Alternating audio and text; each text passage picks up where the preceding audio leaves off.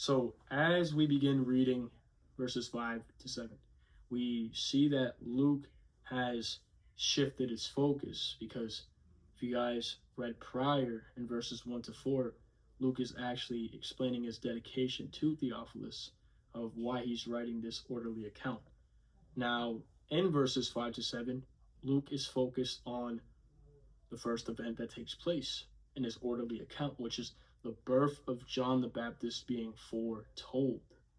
And what we get from verse 5, as we read, in the days of Herod, king of Judea, there was a priest named Zechariah of the division of Abijah, and he had a wife from the daughters of Aaron, and her name was Elizabeth. So we're introduced to Zechariah, who was a priest and from the division of Abijah, but then we're also introduced to Elizabeth, who was from the daughters of Aaron. Now, we also get some context pertaining to history, meaning historically, the time period that this all takes place.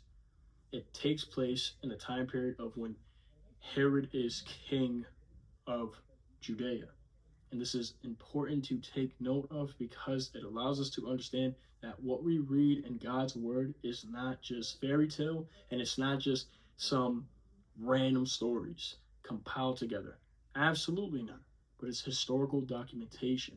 And the way we know this is because we get in the beginning of verse 5, in the days of Herod, king of Judea. So we get an official timestamp, an official time period, which allows us to understand that there is evidence behind God's word, and that we're not just reading some nonsense, but we're reading the words of the living God.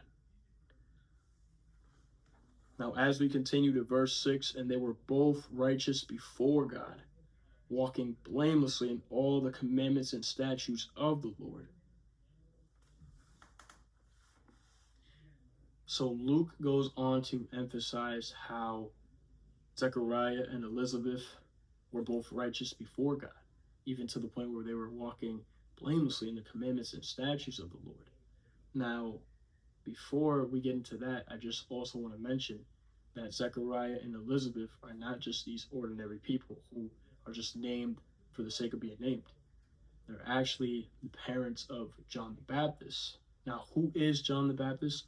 John the Baptist is the one who would soon arrive and prepare the way for Christ.